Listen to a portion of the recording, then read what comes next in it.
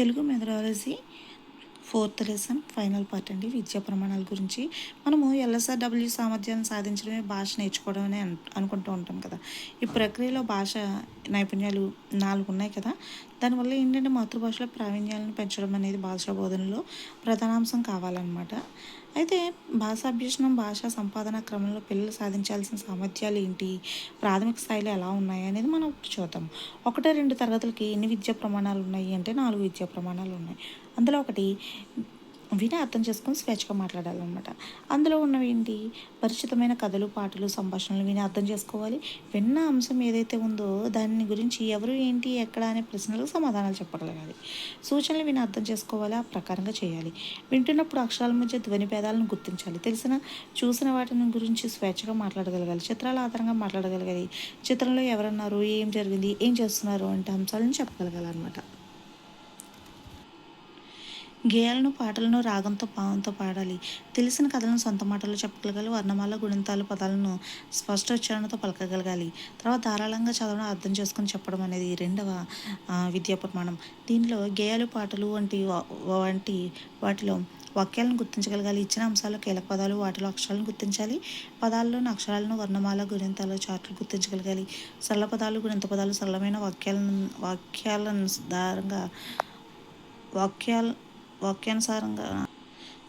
వాక్యాలను ధారాళంగా తప్పు లేకుండా చదవగలగాలి. చదువుతున్న పదాలలో లోపించిన అక్షరాలను గుర్తించాలి, రాయగలగాలి. చిత్రాలతో పదాలను జత చేయగలగాలి అన్నమాట. తర్వాత రాయడం, నేర్చుకున్న అంశాలను ఉపయోగించి సొంతంగా పదాలు రాయగలగాలి. వర్ణమాల ఆధారంగా సరళ పదాలు రాయగలగాలి. గుణింత పదాలు రాయగలగాలి. చిత్రం ఆధారంగా సరళ గుణింత పదాలను, వాక్యాలను రాయగలగాలి. తప్పులు లేకుండా అందంగా రాయగలగాలి. ఉక్త లేఖనం కూడా రాయగలగాలి. తర్వాత సృజనాత్మకత, గేయాలను అభినయంతో పాడాలి. చిత్రాలు గీసి రంగులు వేసి పదాలను రాయగలగాలి. అభినయ గేయాలను పొడిగించాలి.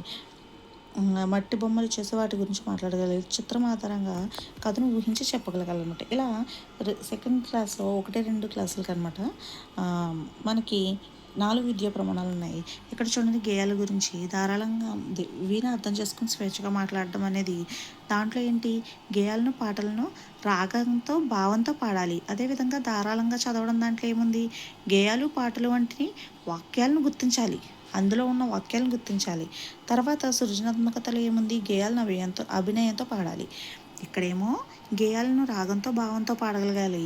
సృజనాత్మకతకు వచ్చేసరికి గేయాలను అభినయంతో పాడాలి. అదే గేయాలను, పాటలను వంటి వాటిలో వాక్యాలు గుర్తించడం అంటే ధారాళంగా చదవడం అవుతుంది. అదేవిధంగా సరళ పదాలు, గుణింతాలు, సరళమైన వాక్యాలను ధారాళంగా తప్పులు లేకుండా చదవడం అనేది ధారాళంగా చదవడంలో వస్తుంది. వర్ణమాల ఆధారంగా సరళ పదాలు రాయడం అనేది రాయడంలో వస్తుంది అనమాట. ఇప్పుడు 3, 4, 5 తరగతుల యొక్క విద్యా ప్రమాణాలు. వినడం, ఆలోచించి మాట్లాడడం. ఇందులో ఇతరులు చెప్పేది విని మనం అర్థం చేసుకుని సొంత మాటల్లో చెప్పాలన్నమాట. పత్రికలు, రేడియో, టీవీ వంటి ప్రసార మాధ్యమాల్లో వార్తలు, కార్యక్రమాలు చూసి విని అర్థం చేసుకోవాలి, తిరిగి చెప్పాలి. చిన్న చిన్న ప్రసంగాలు, ఉపన్యాసాలు విని అర్థం చేసుకోవాలన్నమాట. అపరిచిత కథలు, సంభాషణలు, గేయాలు, పద్యాలు విని అర్థం చేసుకోవడం, సొంత మాటల్లో చెప్తారు. వివిధ సన్నివేశాలు, సంఘటనకు చెందిన సూచనలు విని అర్థం చేసుకుని అనుసరిస్తారు. ఇచ్చిన అంశాలపై ఆలోచించి మాట్లాడతారు. తమ భావాలను, అనుభవాలను, అభిప్రాయాలను సొంత మాటల్లో స్పష్టంగా క్రమ పద్ధతిలో చెప్తారు. తమకు తెలియని అంశాల గురించి, సందేహాల గురించి ఉపాధ్యాయులతో, ఇతరులను నిర్భయంగా ప్రశ్నిస్తారు. చర్చలో పాల్గొన్న తమ అభిప్రాయాలను చెప్తారు. చూసిన విన్న అంశాలు ఎదుటివారికి అర్థమయ్యేలా క్రమ పద్ధతిలో చెప్తారు. తరగతి గదిలో బడి బయట వివిధ సన్నివేశాల్లో సందర్భోచితంగా సరైన భాషను ఉపయోగించి మాట్లాడతారు. మాట్లాడేటప్పుడు ఉద్వేగానికి లోను కాకుండా ఆత్మవిశ్వాసంతో తమ భావాలను చెప్తారనమాట. తర్వాత ధారాళంగా చదవడం, అర్థం చేసుకుని చెప్పడం. పిల్లలకు పుస్తకాల పట్ల ఆసక్తి పెంచడం, చదవడం ఒక అలవాటుగా మార్చుకుంటారు. పిల్లలు పాఠ్యపుస్తకంలోని వివిధ రూపాల్లో పాఠ్యాంశాలను, పద్యాలు, పాటలు, గేయాలు, కథానికలు, వ్యాసాలు, సంభాషణలు, గేయ కథలు చదివి అర్థం చేసుకోవడము. వీటిలోని ముఖ్యమైన భావాన్ని, సారాంశం, ఆలోచనలు అన్వేషించడానికి పాఠ్యాంశాలను లోతుగా పరిశీలిస్తారనమాట.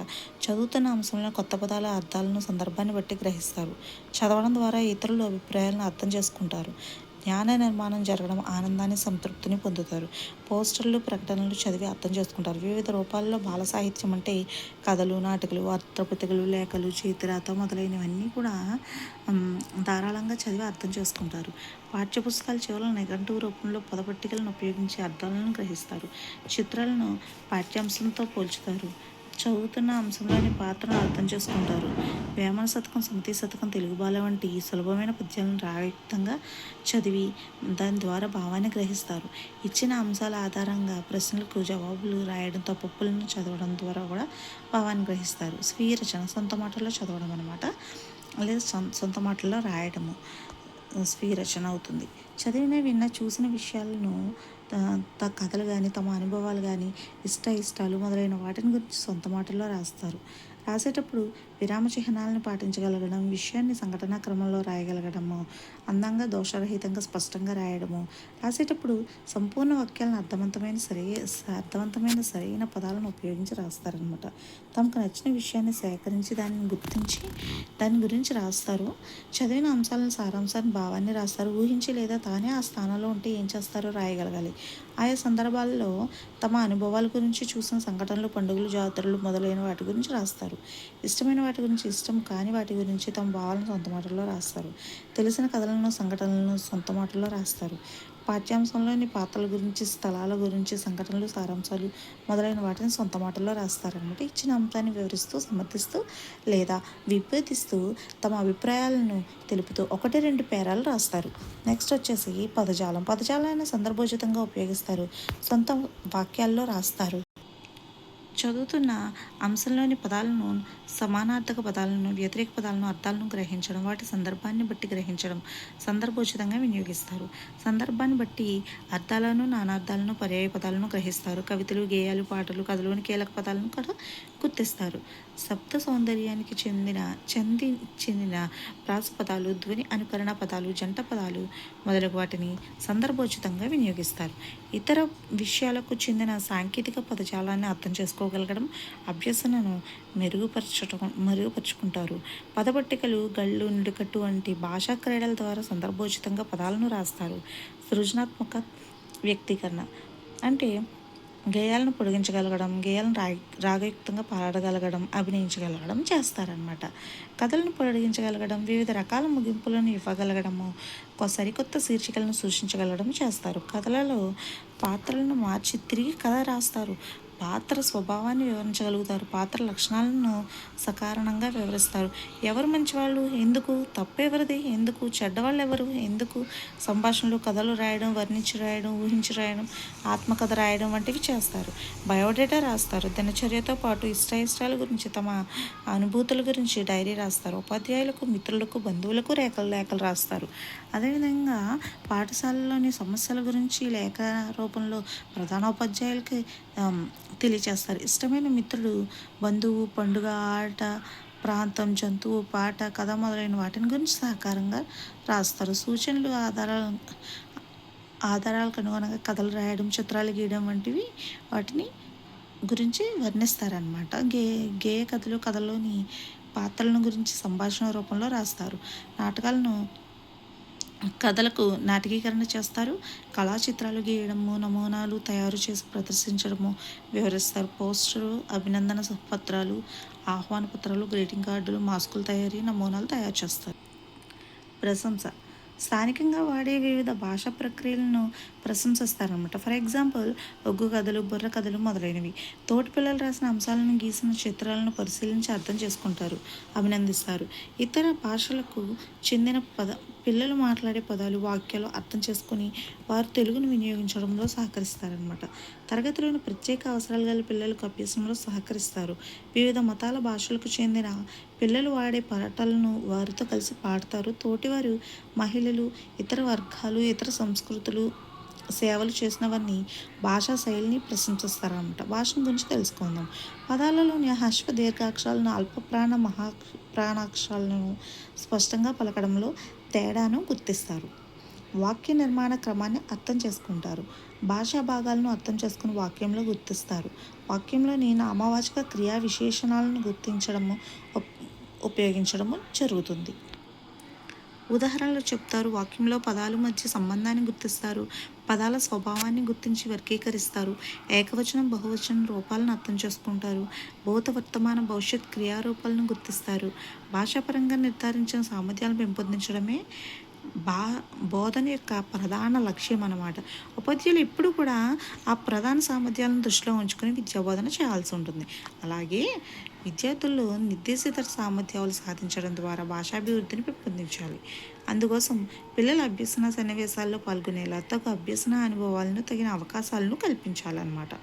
ఇక్కడ భాషా విద్యా ప్రణాళిక సమర్థవంతమైన నిర్వహణకు అభ్యసన వనరులు ఏంటి? చూడండి, ఇవి మన విద్యా ప్రమాణాలు అనమాట. నేను మీకు 4th క్లాస్ చూపిస్తున్నాను. మనము ఆ విద్యా ప్రమాణాలు చదువుతూ ఉన్నప్పుడు ఇవన్నీ ఒకసారి చూసుకున్నట్లయితే మనకి విద్యా ప్రమాణాలు అనేవి బాగా అర్థమవుతాయి అన్నమాట.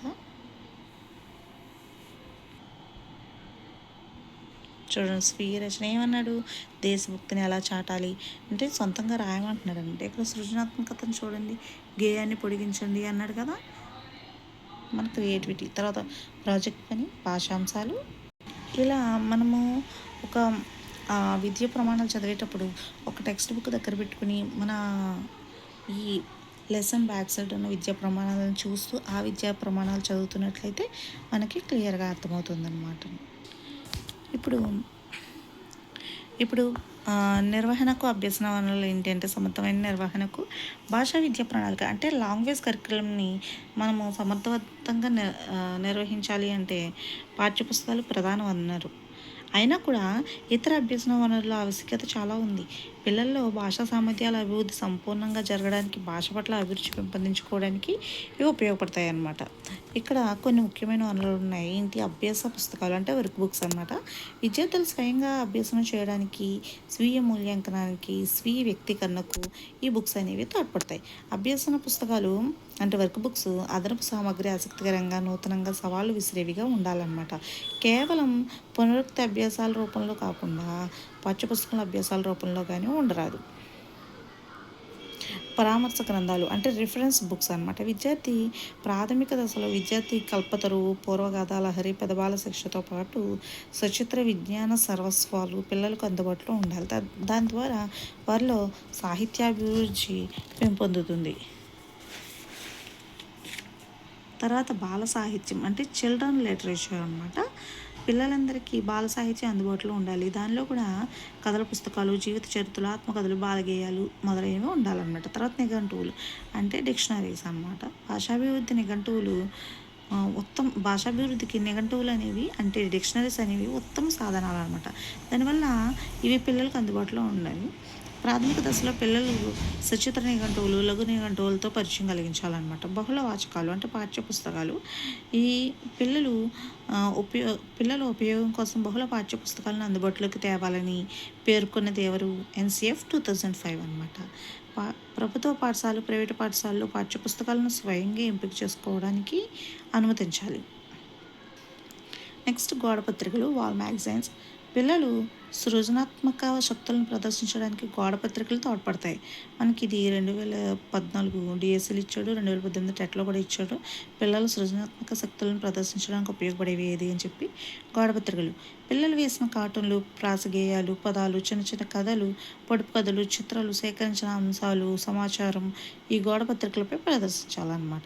అలా ప్రదర్శించడం ద్వారా వారికి గుర్తింపు వస్తుంది. గుర్తింపు పిల్లలు కోరుకునే గొప్ప అవసరం. అది వారి సృజనాత్మకతకు దారితీస్తుంది. అదనపు సామాగ్రి అంటే పిల్లల్లో భాషా పాఠవాన్ని పెంపొందించడానికి అడిషనల్ మెటీరియల్ అనమాట. పలు ప్రత్యామ్నాయ సామాగ్రిని అర్థవంతంగా, సందర్భోచితంగా ఉపయోగించాలన్నమాట. ఎగ్జాంపుల్ ఏంటి? చార్ట్లు, ప్లే కార్డులు, చిత్రాలు, పోస్టర్లు, photographs, leaflets, albums, radio, tape రికార్డులు, టెలివిజన్, వీడియో, ఫిల్మ్లు, తోలుబొమ్మలు మొదలైనవి లైబ్రరీలో అందుబాటులో ఉంచాలి. ఇక్కడితో ఈ లెసన్ అయిపోయిందండి. ఇక్కడ పరామర్శ గ్రంథాలు అంటే రిఫరెన్స్ బుక్స్ ఏం చదవమన్నారు అంటే జాతీయ విద్యా ప్రణాళిక చట్టం 2005, ఉపాధ్యాయుల కరదీపిక తెలుగు 1-2 తరగతులు, 3rd class, 4th, 5th classes కూడా చదవమని చెప్పారు.